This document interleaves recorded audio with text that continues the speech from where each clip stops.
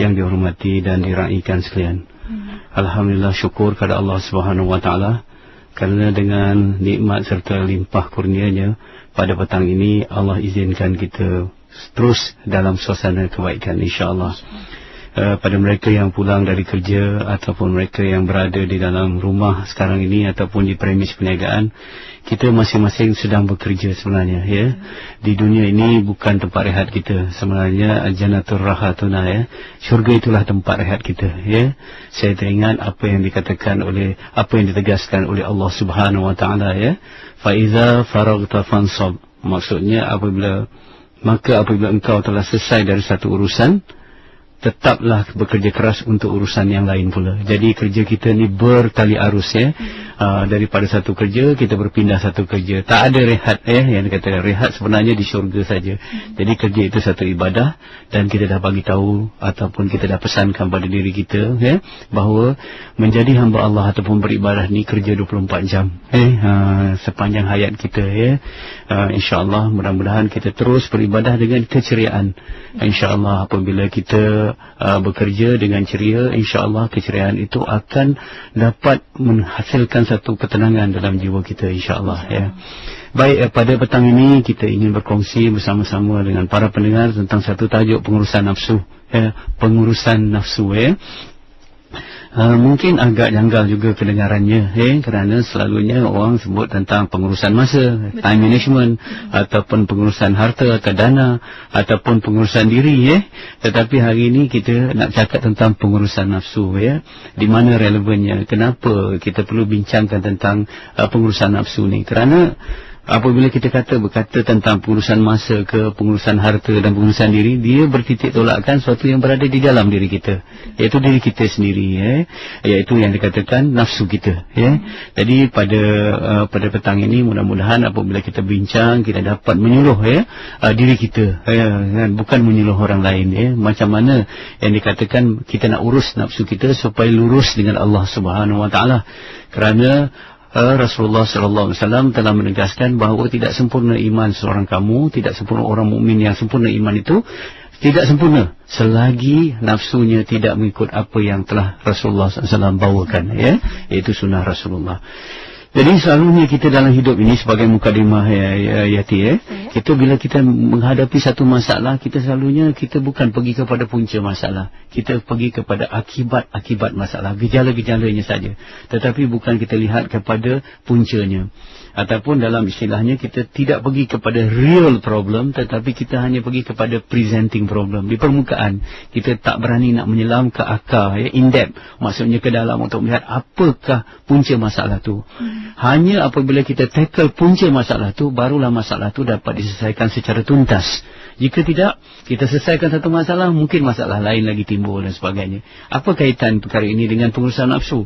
Inilah yang saya lihat sekarang, kita lihat sama-sama, ya. Kita tak dapat nafikan sedang berlaku di tengah masyarakat kita, ya, pelbagai kemungkaran, pelbagai kejahatan, ya, kita tengok, ya, jenayahnya, dadahnya, seks bebasnya, tak payah kita nak sebut rasuahnya dan pelbagai, ya. Jadi kadang-kadang kita lihat apabila kita menghadapi kejahatan-kejahatan dan kemungkaran-kemungkaran ini, kita nak tackle dia, kita nak tangani dia, kadang-kadang kita bersifat luaran, ya. Kita kata macam mana ni, penguasa, kita kena undang-undang yang lebih ketat. Bagaimana macam ni, kita perlu CCTV yang lebih banyak, bisa katakan. Saya tidak nafikan pendekatan daripada luar ke dalam, ya, pendekatan undang-undang, ya, carrot and stick ni, ya, ganjaran dan hukuman ni, saya tak nafikan, tetapi itu tidak akan menyelesaikan masalah.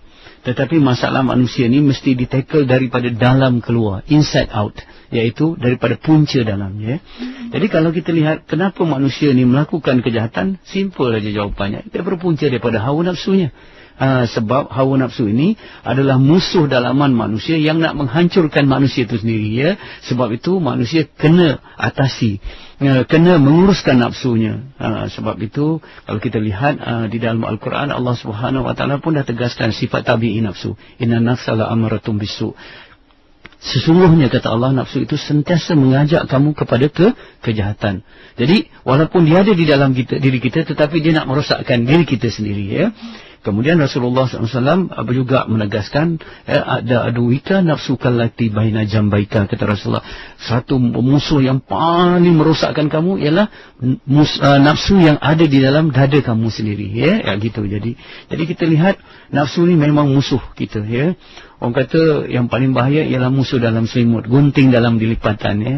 Kalau kita tengok peribahasa Melayu kata musuh dalam selimut, gunting dalam lipatan, itu musuh yang ada di sebelah, di sisi kita, ya. Tetapi ini musuh yang ada di dalam diri kita, ya. Lagi dekat, ya. Sebab itu sejarah telah menunjukkan, sejarah manusia yang awal kita lihat bagaimana datuk kita, ya. Kita ini bukan satu dosa tapi satu kesilapan kita kata, ya. Datuk kita Nabi Adam alaihissalam dan juga ninda kita Siti Hawa alaihissalam bagaimana boleh tergoda ataupun terpedaya dengan tipu daya iblis, ya. Mula dengan nafsu makan, ya, nak makan buah larangan tu, ya. Nafsu juga tu bermula daripada nafsu, ya. Jadi syaitan menggoda kerana ada nafsu yang ada di dalam diri, ya, manusia, ya. Begitu juga kita lihat Qabil dan Habil, pembunuhan yang pertama dalam sejarah manusia. Qabil membunuh Habil adiknya kerana apa? Kerana nafsu seks. Tadi nafsu makan, yang ini nafsu seks. Jadi nafsu ni memang membawa kepada kejahatan, ya. Jadi kita lihat juga sejarah-sejarah tamadun dan peradaban manusia, bagaimana Empire Yunani, Empire Rom yang terdahulu semua jatuh, ya, kerana apa? Runtuhnya akhlak. Runtuhnya akhlak itu kerana berluasanya kejahatan. Kenapa berluasanya kejahatan? Puncanya hawa nafsu juga. Kalau kita tengok Empire Parsi ke, Empire Rom dan sebagainya.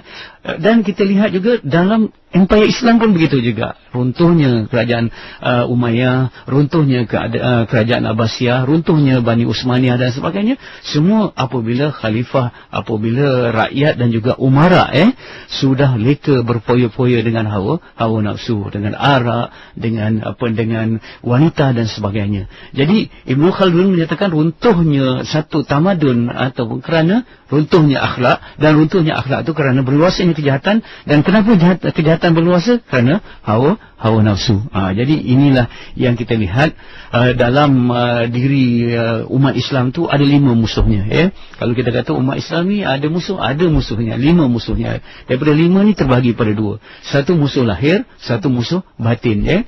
Kita mula daripada musuh batin dulu yang dalam, ya. Yang pertama syaitan. Syaitan memang musuh yang nyata, ya.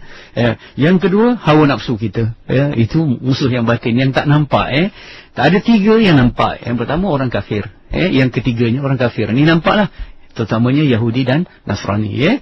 Yang keempatnya orang munafik. Orang munafik yang yuzhirul Islam wa yubtinul kufra, yang menzahirkan suasana Islam tetapi menyembunyikan kekufuran. Ini tadi orang kafir terang-terangan, tetapi ini orang munafik, ya. Gitu. Dan yang kelima ialah orang Islam sendiri yang hasad dengki, ya. Itulah 5 musuh, ya. Orang Islam. Kita sentiasa dikelilingi oleh 5 musuh ini, ya. Tapi kalau kita amat-amati mengikut pesan-pesan guru-guru kita, ulama-ulama kita mengatakan bahawa musuh batin ni lebih bahaya daripada musuh lahir. Musuh batin, ya. Kerana syaitan dan hawa nafsu ini tipu dayanya licik sangat, ya. Dan kalau kita lihat, selalunya apabila kita dikalahkan oleh musuh batin, barulah musuh zahir dapat mengalahkan kita. Contoh, ya, kalau kita telah ditewaskan oleh hawa nafsu dan kita telah dikalahkan oleh syaitan, maka barulah penjajah, ya, boleh menjajah kita, ya. Barulah musuh-musuh Islam seperti Kristian dan juga Yahudi akan boleh menguasai kita sekarang, ya.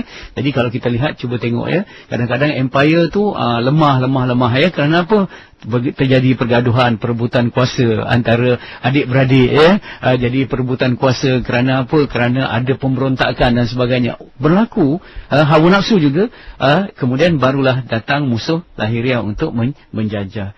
Jadi sebab itu kalau kita lihat, ya, saya ingin membaca satu surat, ya.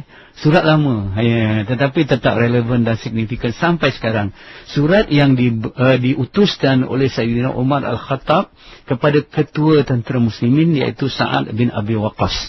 Ya, apabila Sa'ad bin Waqqas ni, general ni, nak bawa tentera dia, Sayyidina Umar tulis surat. Sayyidina Umar sebagai khalifah, dia tulis surat. Jadi surat ni panjang, tetapi saya nak petik saja, petikan-petikan yang relevan ataupun yang sangat penting, yang ada kaitannya dengan diri kita sekarang ni, ya. Ya. Baik, lebih kurang begini, ya. Ini kata Sayyidina Umar kepada Sa'ad bin Abi Waqqas. Aku memerintahkan kepadamu dan mereka yang bersama-samamu, iaitu tentera-tentera Islam, supaya menjauhkan diri daripada maksiat, kerana sesungguhnya dosa-dosa yang dilakukan oleh tentera Islam lebih aku takuti daripada musuh-musuh Islam. Sesungguhnya orang Islam telah mendapat pertolongan daripada Allah Subhanahu Wa Taala disebabkan oleh kemaksiatan yang dilakukan oleh pihak musuh. Jika bukan kerana hal itu, nescaya tidak ada lagi orang Islam pada kekuatannya. Bilangan tentera kita tidak seramai bilangan tentera mereka. Kelengkapan senjata kita tidak sehebat kelengkapan senjata mereka. Maka, jika amalan maksiat dan tabiat kita sama dengan pihak musuh, nescaya kelebihan kekuatan dan kemenangan akan menyembelahi mereka. Ini satu. Ya. Jadi, apakah kita bertanya sekarang ni, kalau tentera-tentera kita nak pergi satu operasi ke, alangkah indahnya kalau dia beri pesanan yang seperti ini. Bukan saja tentera, pegawai-pegawai keselamatan kita ataupun anak-anak kita yang nak pergi ke luar negeri ke sebagainya, kita tulis bahawa yang kita katakan bantuan kita atas dasar kalau kita jauhkan daripada dosa-dosa. Macam mana nak jauhkan daripada dosa-dosa? Kita kena ada kekuatan, kekebalan ataupun immunity daripada godaan hawa nafsu. Itu ya. Jadi kemudian saya nak katakan, tetapi malangnya Yati ya. Sekarang ni kalau kita lihat, umat Islam lebih fokus kepada musuh-musuh zahirnya daripada musuh-musuh batinnya. Ya. Hampir tak ada orang cakap tentang hawa nafsu, pengurusan hawa nafsu. Di sekolah ke ataupun di IPT ke, kurang orang bercakap tentang pengurusan hawa nafsu. Kita lebih perhatiin kadang-kadang suatu yang kita nampak ya, macam mana musuh-musuh zahir ni. Sebab itu kalau kita lihat satu-satu negara termasuk negara Islam mesti ada peruntukan belanjawan membeli senjata, kelengkapan. Kerana soal keselamatan ni tidak boleh dikompromikan. Kena selalu latihan-latihan dan sebagainya. Ya, seperti mana kita serius untuk menghadapi musuh zahir kita, seharusnya kita lebih serius untuk menghadapi musuh batin kita. Ya. Kalau kita nak jaga diri kita daripada penyakit, hari ini kita nak jaga diri kita penyakit, virus, daripada bakteria ke, daripada yang kata punca-punca penyakit, orang kata istilah sekarang kuman lah kata-kata. Tetapi kita kena lebih prihatin dan lebih fokus kepada virus nafsu ni, yang menyebabkan penyakit-penyakit mazmumah. Kalau penyakit yang disebabkan oleh virus ke, bakteria ke, kata-kata wabak yang sekarang ni, berakhir dengan kematian habis.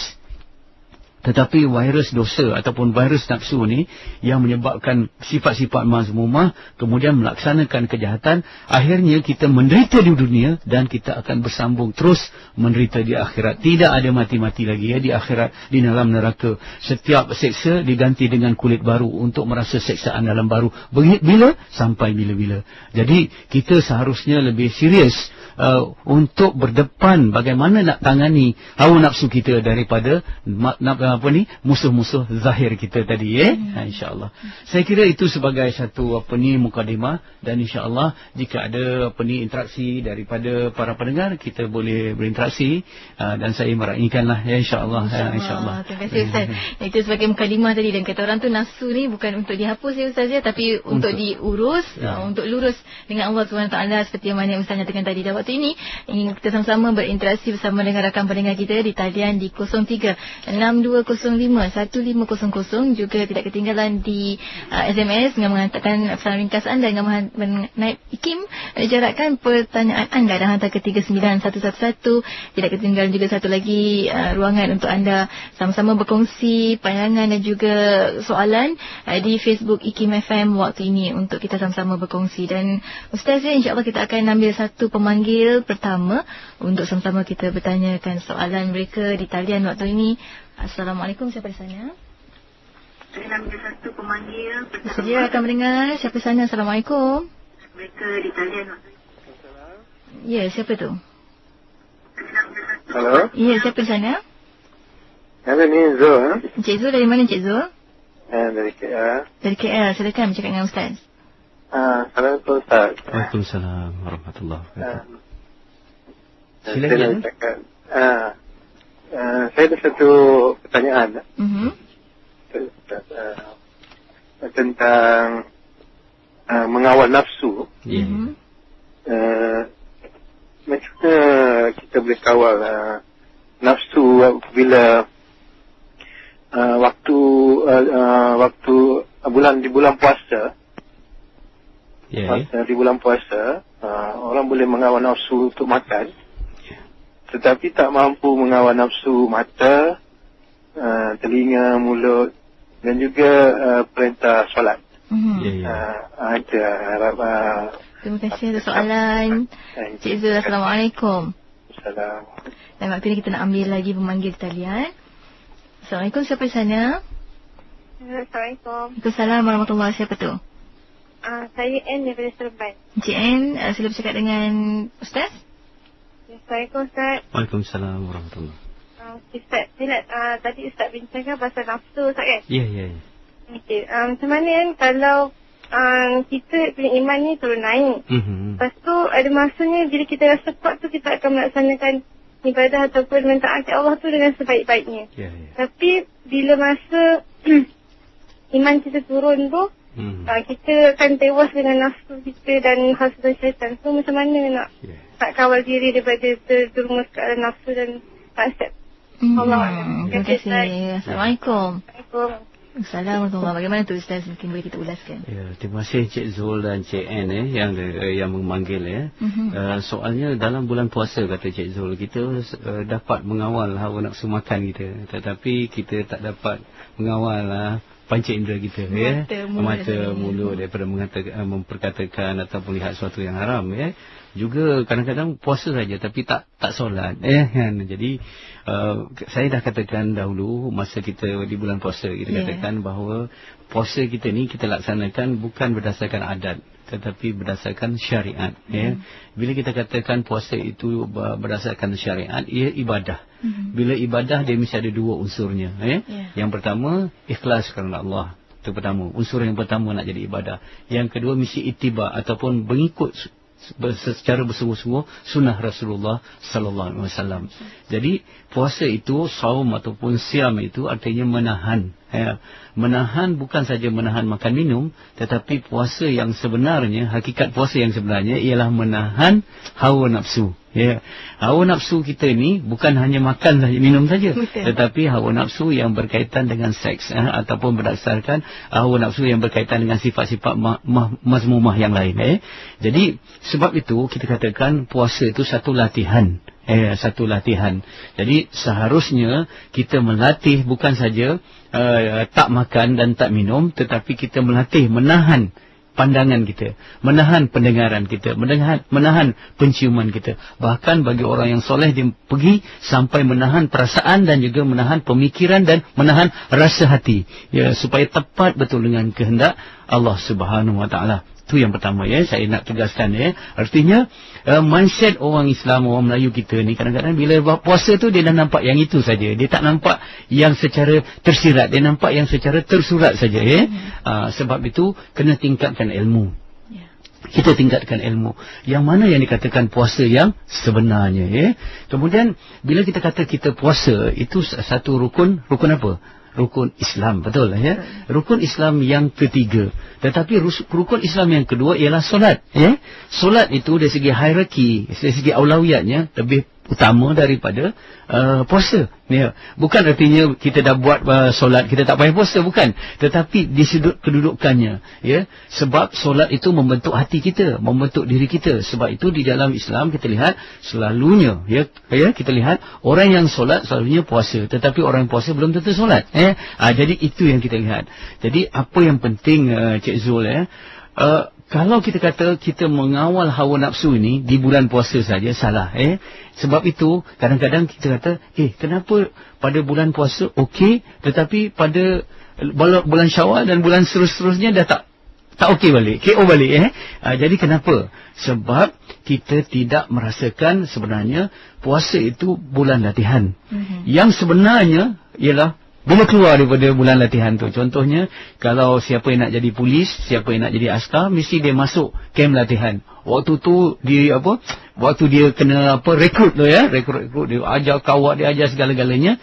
Waktu tu latihan. Tetapi apabila tamat latihan, dia pergi ke pekerjaan dia. Yang itulah real sebenarnya ya. Jadi sebenarnya kesan daripada solat, kita kata boleh dilihat selepas solat. Kesan kita berpuasa boleh dilihat selepas kita berpuasa. Jadi saya ingin tegaskan bahawa tajuk kita pengurusan nafsu ni bukan relevan pada bulan puasa saja, tetapi sebab tu dipilih selepas bulan puasa pun ada perjuangan untuk kita mengekang hawa nafsu kita. Itu penting ya. Jadi pasca Ramadan ya. Jadi Encik Zul dengan dan para pendengar yang dikasihi semua ya. Jadi artinya kenapa sebutnya satu tidak ada ilmu, yang kedua tidak kuat dengan mujahadah ya, tak kuat mujahadah ya. Jadi bulan puasa tu mujahadahnya adalah sikit sebab orang lain juga puasa, tetapi bila dia keluar bulan puasa semua orang dah lemah belaka ya. Sebab itu kita nak create satu bi'ah solehah, satu suasana seolah-olah Ramadan itu sepanjang tahun ya, sepanjang tahun. Bagaimana? Dengan kita menjaga solat kita ya. Kalau ada solat tarawih, sekarang kita jaga solat witir kita ya. Solat tahajud kita, kalau kita baca Quran kita berterusan. Jadi seolah-olah yang kita kata momentum Ramadan itu berterusan sehinggalah kita bertemu dengan Ramadan yang akan datang 1434 Hijrah insya-Allah. Kemudian daripada Seremban ya, saya ingin menjawab soalan ini dengan meneruskan apa yang saya nak katakan. Kerana selepas saya menjelaskan, saya rasa insya-Allah secara tak langsung nanti Ana akan dapat jawapan ya. Baik. Kalau kita lihat untuk kita menahan hawa nafsu kita ni ada dua ya yang kita nak. Sebab nafsu ni suatu yang menggerakkan kita. Nafsu, kata Yati tadi, kita tak boleh hapus tetapi boleh diurus. Nafsu ini keperluan sebenarnya ya, keperluan dalam diri kita sendiri. Kerana kekuatan dan dorongannya kalau dapat diurus dengan baik, dia akan memberi ketenangan, kebaikan dan juga keharmonian. Tetapi kalau tidak terurus, bukan kita menguasai dia tetapi nafsu yang menguasai kita, waktu itu kita akan dihancurkan oleh hawa nafsu kita. Sebab itu timbul pelbagai kejahatan ya. Jadi dua perkara yang kita nak urus ya, hawa nafsu kita ni. Yang pertama nafsu perut kita, yang kedua itu makan kita, yang kedua nafsu seks kita ya, ataupun keinginan kita kepada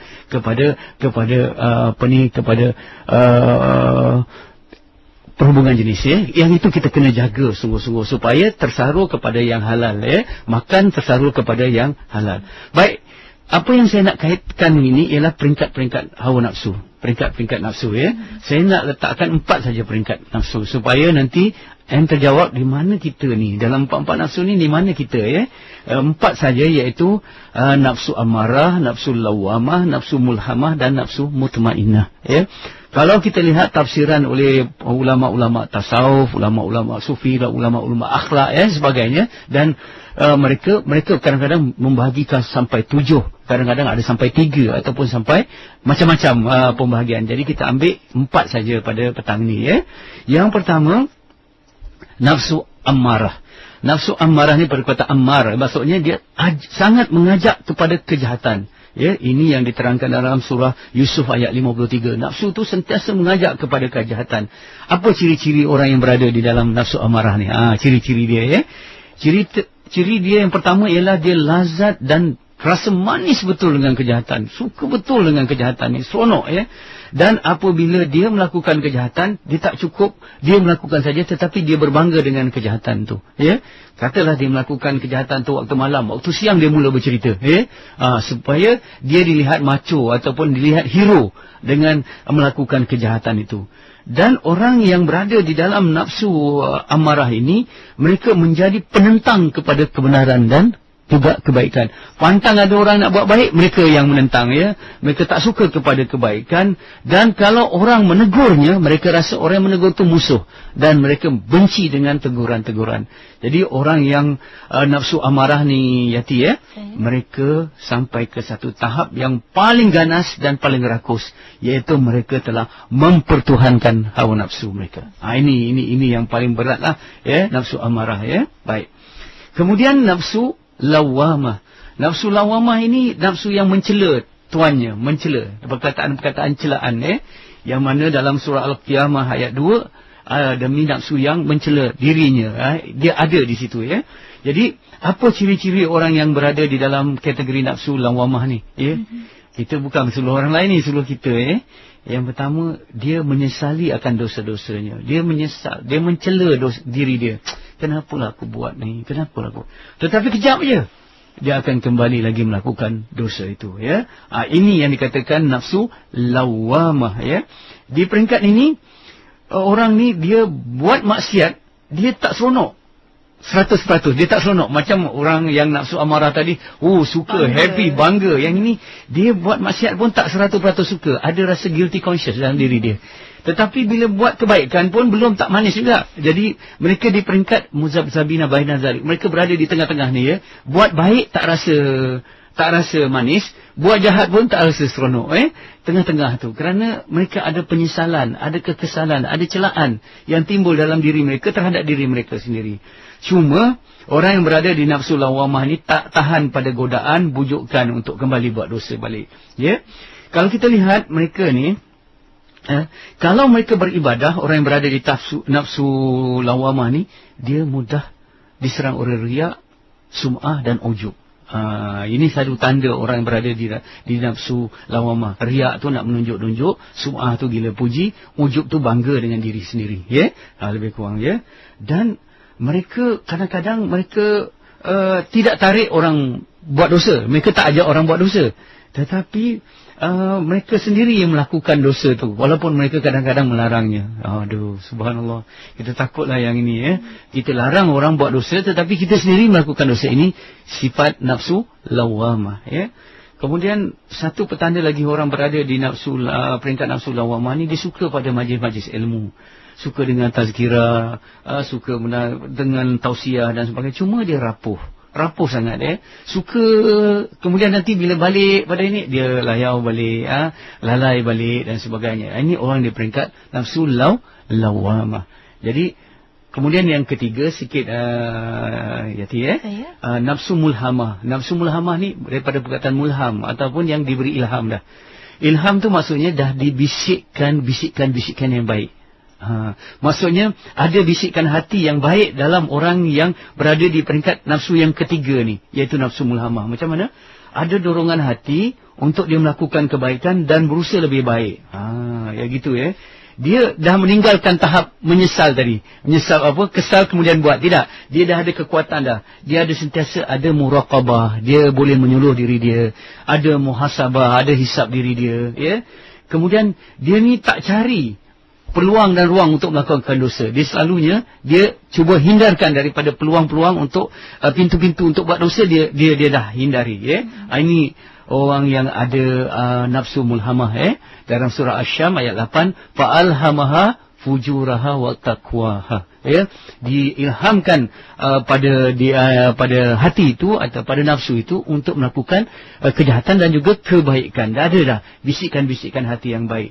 Tetapi sekali-sekala terlanjur juga sekali-sekali terlanjur juga melakukan dosa, kerana manusia yang ni tetap alpa dan juga lalai sikit sangat. Jadi artinya orang yang berada di peringkat nafsu mulhamah ni dan para pendengar, dia belum stabil lagi, tak stabil dah okey dah tapi belum stabil Jadi sebab itu orang yang berada di peringkat nafsu mulhamah tadi, selalunya dia telah mendisiplinkan diri dia. Macam mana? Ini untuk Cik Ann daripada Seremban tadi Disiplinkan diri dengan program-program yang baik. Disiplinkan diri berada bersama dengan kawan-kawan yang seia sekata untuk menegakkan Islam. Bersama-sama dengan suasana-suasana yang baik.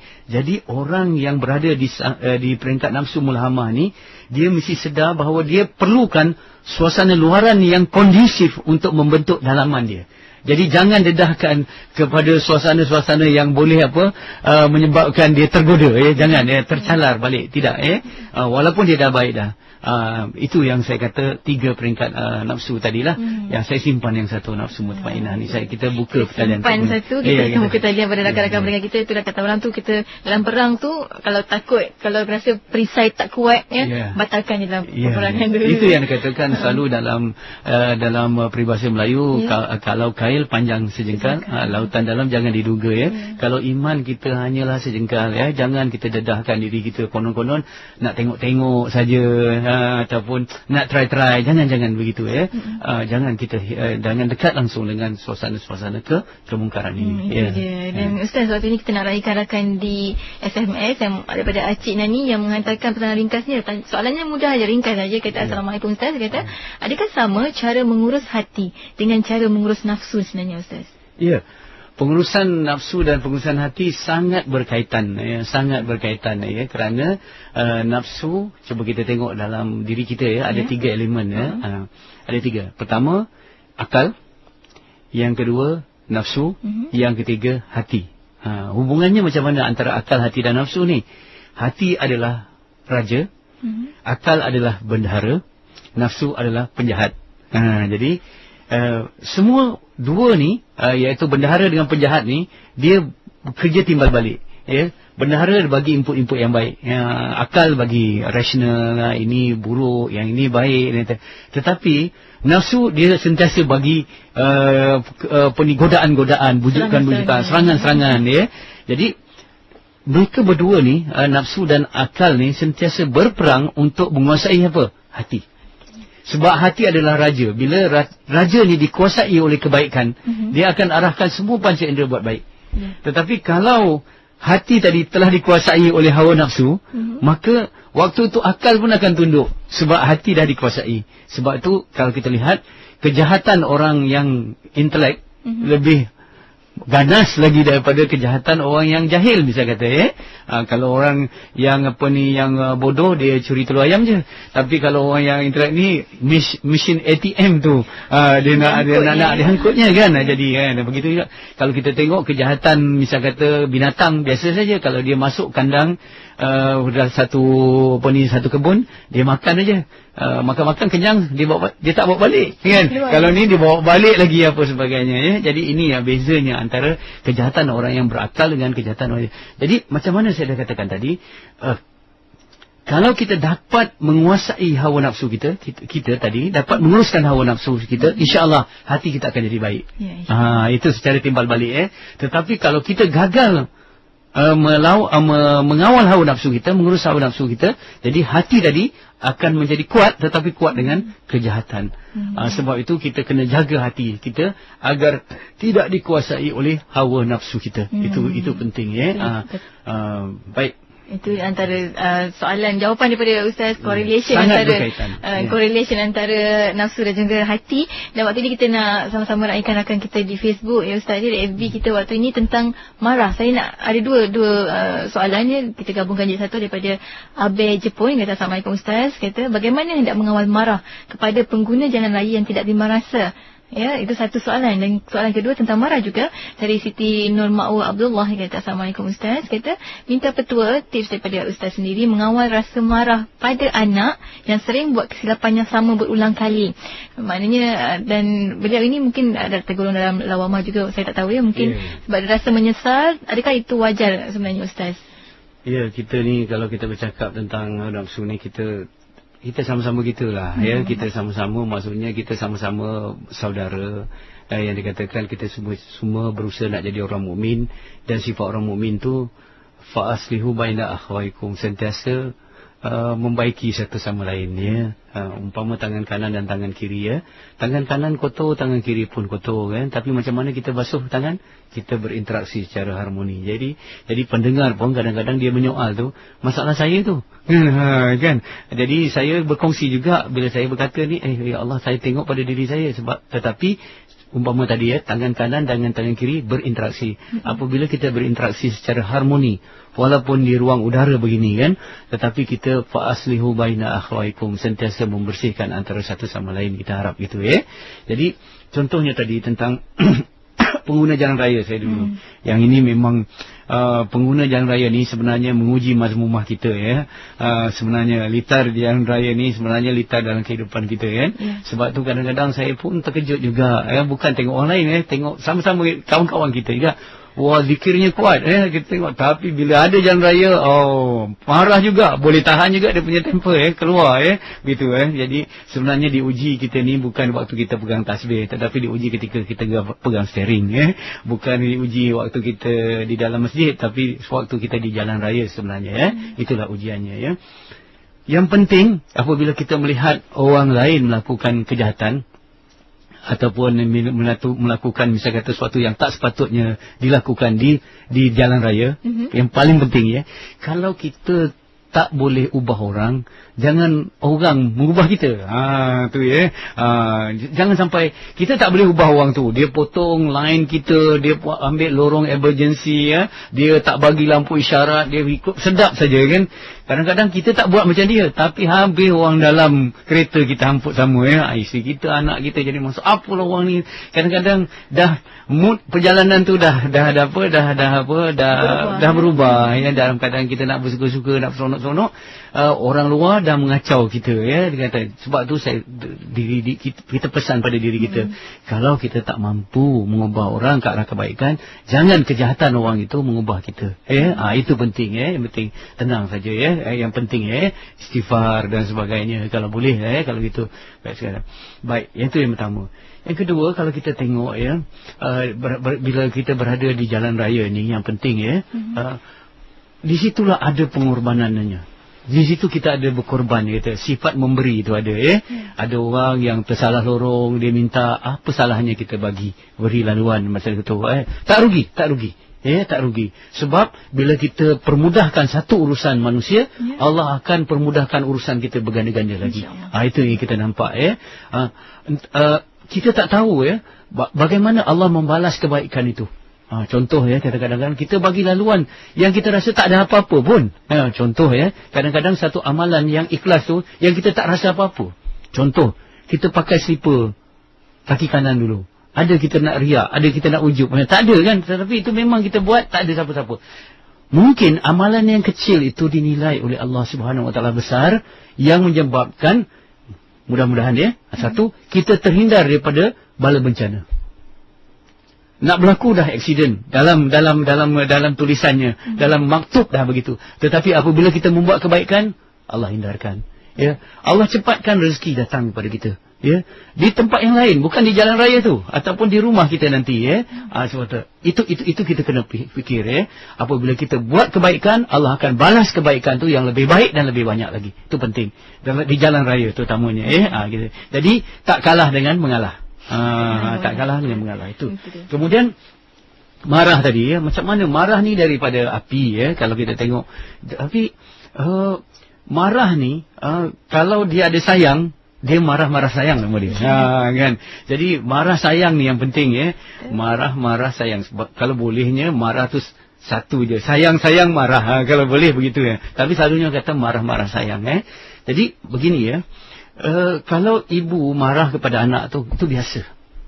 Marah tu memang marah sayang Sebab kalau kita sayang pada seseorang, cuba tengok kalau kasih sayang kita tinggi, kadar toleransi kita bila berhadapan dengan karenah dia menjadi tinggi juga.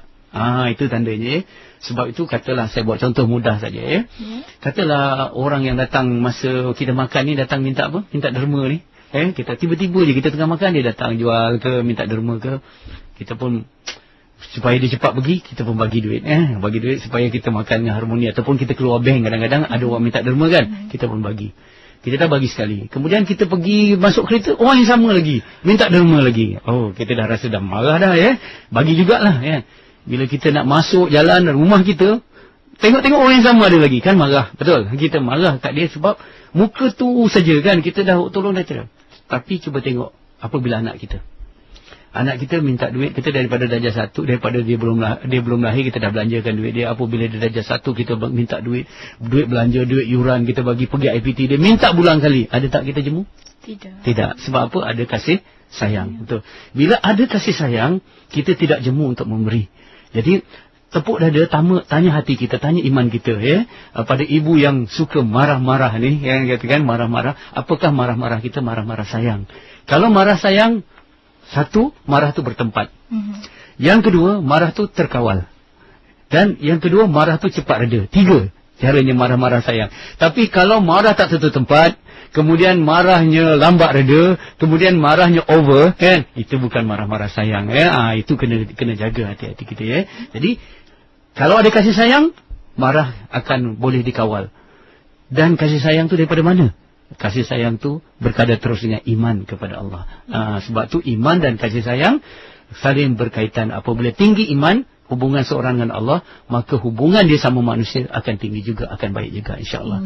Jadi ibu tolong kuatkan hubungan kita dengan Allah, supaya kita dapat terus memberi kasih sayang kepada anak kita. Dan kalau kita marah pun, marah sayang. Kata orang tu, tangguhkan marah kat tepi, Ustaz, bukan sebaku seranah tu dengan sebaku sedekah kasih sayang, insya-Allah. Mudah-mudahannya. Dan waktu ini kita nak mungkin sebagai penghujung juga, Ustaz, boleh diberikan kesimpulan untuk tajuk kita hari ini berkenaan dengan mengurus nafsu ini, Ustaz. InsyaAllah kita akan sambung tajuk ni, pengurusan nafsu yang bahagian yang kedua, ya. Apabila kita melihat bagaimana kita nak mengurus nafsu kita. Hari ini sebagai mukadimah saja, kita terangkan sifat nafsu, pembahagian nafsu dan sebagainya. Tetapi pada minggu yang akan datang, insyaAllah kita akan lihat bagaimana yang dikatakan mujahadah. Apa peringkat-peringkat kita dalam bermujahadah, apa kekuatan kita untuk bermujahadah, ya. Sebab subjek mujahadah ni tak ada di sekolah, ya. Sedangkan itu sangat penting, ya, pengurusan nafsu ni. Baik, sebagai akhirnya saya nak bawa nafsu yang peringkat yang keempat. Itu yang dia kata, yang saya simpankan tadi, nafsu mutmainnah, iaitu nafsu yang sudah tenang dan stabil, yang Allah Subhanahu Wa Taala panggil nafsu ni, irji'i, kata Allah, untuk masuk ke dalam syurga. Fadkhuli jannati, ya, masuk dalam syurga, ya. Yang mana orang ini seronok dan tenang apabila melakukan kebaikan. Tenang, seronok, ada kemanisan melakukan kebaikan, ya. Tak ada lagi mujahadah lagi dah. Seronok dah sangat. Dan mereka benci tengok maksiat dan kejahatan. Contohlah, kalau tengok misal kata orang dadak aurat, ya, perempuan dadak aurat tu, bagi lelaki muda yang macam tengok tai ayam. Contoh, macam tak suka betul lah. Kita sekarang ni kalau peringkat nafsu lawamah, kata nafsu lawamah tadi masih lagi suka, tapi kita menahan diri, kan. Yang nafsu mutmainnah ni tak ada. Bila tengok orang buat kemungkaran, wallah, tak seronok betul lah. Tak ada rasa macam tu, ya. Bila diuji, dia sabar, bahkan sampai ke peringkat redha. Dan mereka sudah ada yang dikatakan menikmati syurga. Itu yang kata ada syurga di wajahmu, ada syurga di hatimu, iaitu al-jannatul ajilah, syurga yang disegerakan di dunia. Mereka, kalau mereka datang ke satu tempat, mereka bukan saja tenang, tetapi mereka dapat memberi ketenangan kepada orang lain, ya. Suasana hiruk pikuk, mereka datang tenang, ya. Dia jadi orang kata penyejuk kepada suasana yang tegang, suasana yang panas, ya. Dia dapat memberi ubat penawar kepada masyarakatnya. Sebab itu inilah umumnya yang dikatakan nafsu yang dimiliki oleh para salafus soleh, ya. Dan insya-Allah dengan itu mereka dapat mengalahkan musuh batinnya dengan mudah, insya-Allah. Kita berharap, kita berdoa, Allahumma ati nafsi taqwaha. Kita minta Allah Subhanahu Wa Taala akan kekang hawa nafsu kita dengan takwa, dan kita selalu berdoa supaya sampai ke peringkat mutmainnah. Walaupun sedetik sebelum kita mati, tapi waktu sedetik itu tempat capai nafsu mutmainnah, barulah kita dapat dipanggil ke syurga, insya-Allah. Insya-Allah, amin. Itu dia doa daripada